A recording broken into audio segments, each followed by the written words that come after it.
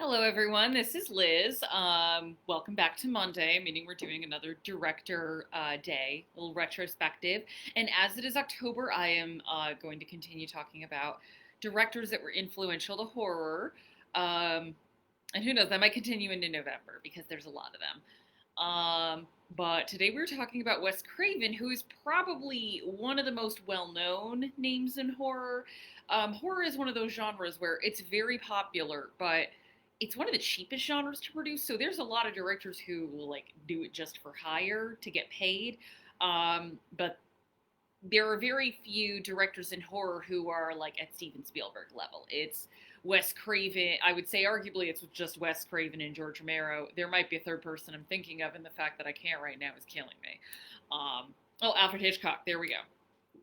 But Wes Craven is an interesting case because, sort of like Karen Kusama, he found horror not exactly by accident, but he definitely kind of had this I don't want to be boxed into one genre. Um, uh, Kind of that she does, although she's been a little bit more successful in kind of finding a cinematic voice both in and outside of horror. So we're going to start with when he was born. He was born August 2nd, 1939, and he was born in Ohio and raised pretty strict religious family. I do wonder what they thought of all the movies he made. Maybe just never showed them. But he was not a dummy by any means. He actually had a very intellectual and rigorous academic career. So he got a degree in English and philosophy from Wheaton, and he actually got a master's in philosophy and writing from Johns Hopkins, and he actually taught English at schools for a little bit before he wanted to go into filmmaking. And he kind of broke in via the way a lot of directors do, as where you've kind of seen as I've talked about this. They've gotten their starts being assistants. They'll be script doctors. He got to start via being an assistant and editing in 1971, and he actually did a lot of early work in pornographic films, which I'm not going to judge. It's work is work. But he mainly did writing and editing, and he did say that it helped him develop his craft. But his first film was in 1972, a fairly infamous film called The Last House on the Left. And this is a visceral and terrifying film, and it came out in the early, like, in an age where a lot more people had access to make their own films. So we're seeing this now with people who are like, Sean Baker, who directed the Florida Project and Tangerine, he can make an entire film like using an iPhone. The late 60s, early 70s, people started kind of being able to get their hands on video equipment. It was no longer just limited to studio work, so they could go out there and make their film. What Craven called this guerrilla filmmaking. And it's a horrifying movie. It's actually an adaptation of Ingmar Bergman's The Virgin Spring. Again, Wes Craven is no dummy. But it's a not one I don't. I think I should. I don't know if I could recommend it. I would just say go read the Wikipedia summary, and if you feel like you can handle it, go watch it. And this shocked a lot of people when it came out. Gene Siskel really hated it, although Roger Ebert gave it a very good review. And actually, in the United Kingdom, it was banned under the Video Recordings Act of 1984. Also, if you are interested in hearing about that or just other forms of film censorship, I am doing a program on film censorship in November, so keep an eye out for that. So he, after the controversy of Last House on the Left, he didn't want to do something that was that much of a lightning rod. He made this film called The Fireworks Woman under the name Abe Snake. Don't think he really likes that movie. He's never talked about it that much. But he teams up with Sean Cunningham, where if you're a horror fan, that name sounds familiar because he's the guy who made Friday the 13th.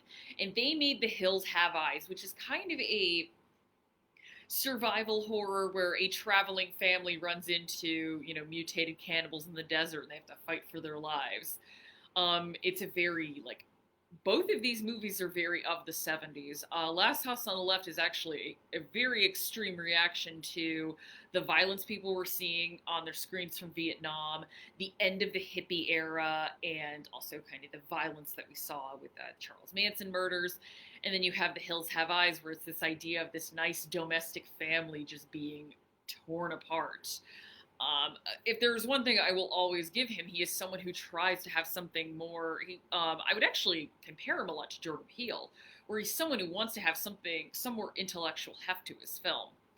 After The Hills Have Eyes, he entered the 80s with, some iffy entries. He had Deadly Blessing in 1981, which is terrible. In 1982, he has an adaptation of Swamp Thing with Adrienne Barbeau, which I'll kind of go to bat for. It's not completely unwatchable, but it's not good. But 1984, he completely reinvents horror and gives the slasher genre, which had already become, after post Friday the 13th, kind of done to death. It was getting very repetitive. He comes in with Nightmare on Elm Street and really reinvigorates what the slasher genre could be, because, you have Michael Myers, you have Jason. They're pretty much just silent creatures who come after you. Whereas you have Freddy, who not only is he talking to you and interacting with you, he can come into your dreams. You can't even get away from him in your sleep. And it's one of the, I would say, without a doubt, one of the greatest horror films in the 1980s. There's also just some great effects work in there. And it was, again, he never worked with a huge budget in the 70s and 80s. So much of what he did, like Freddy coming through the walls, and a lot of the effects work was done with just practical effects and a lot of good visual trickery.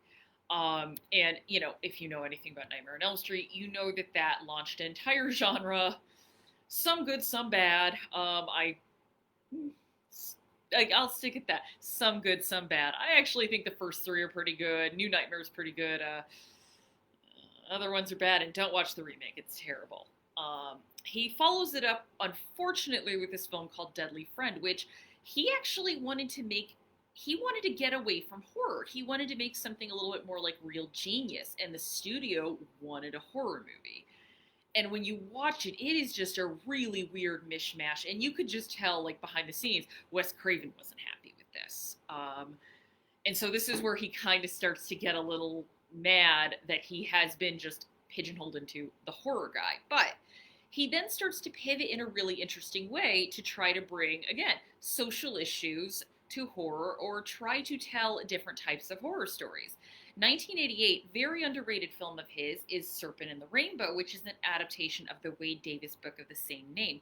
And this takes on the supernatural, but it's not supernatural as in Freddy Krueger. It's supernatural as in ancient voodoo rituals in Haiti, and this idea that potentially this magic or something like this magic might actually exist. And some of the danger isn't just in the supernatural. It's Bill Pullman's character potentially going into places where he does not belong and he does not understand, and facing said consequences.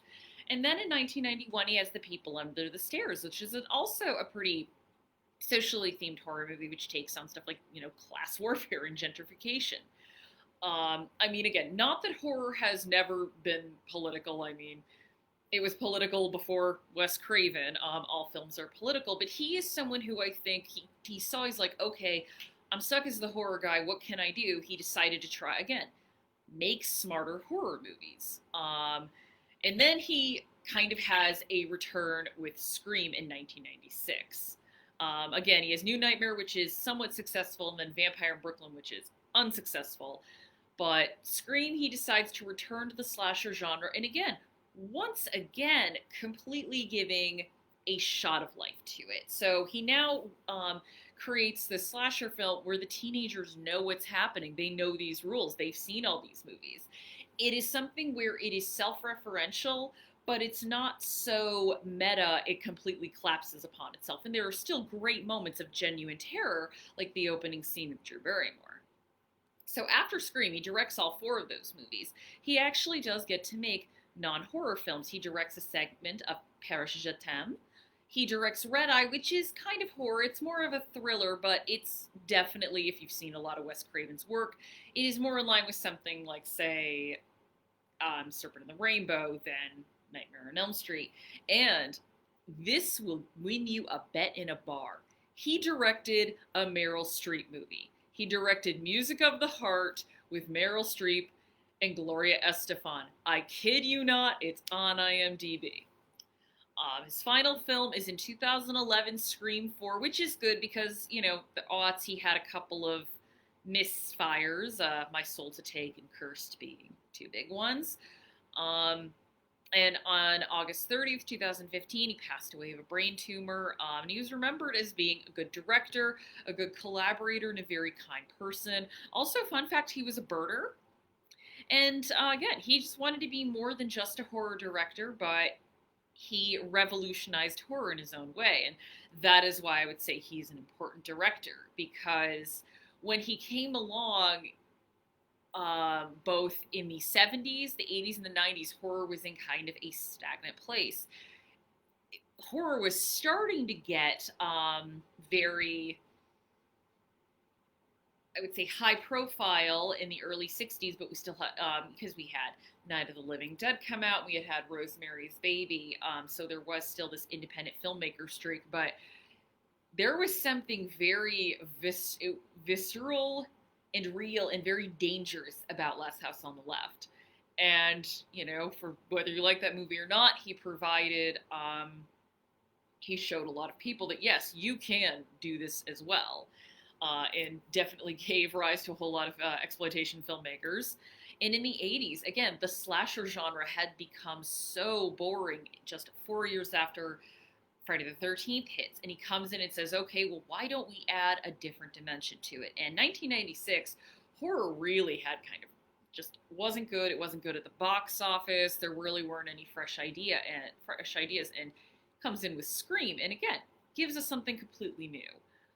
Where would I suggest starting with Wes Craven? I would say probably the best place would be Nightmare on Elm Street. If you think you can handle something a little grittier, The Hills Have Eyes. Last House on the Left, again, read the Wikipedia summary and see if you want to deal with that. I've seen it. Definitely not one I'd want to have in my collection. It's a lot. It was kind of a one and done for me. I'm just like, okay, well, I've seen that. But Serpent in the Rainbow, I think, is fantastic. Again, some of his lesser known films, I think, are really good. But if I had to say three, I would probably say Scream. I would say Nightmare on Elm Street, and I would say The Serpent in the Rainbow. One to absolutely avoid, Deadly Friend. There's one clip of it. It's a woman getting hit in the head by basketball.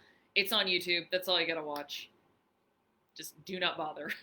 I mean, I love Wes Craven. I love the man, but even I can admit he's directed a few bad movies. So, hopefully, if you've never seen any of Wes Craven's movies before, you will check them out and see why he is definitely considered to be a master of horror. And I will see you later. Have a great day.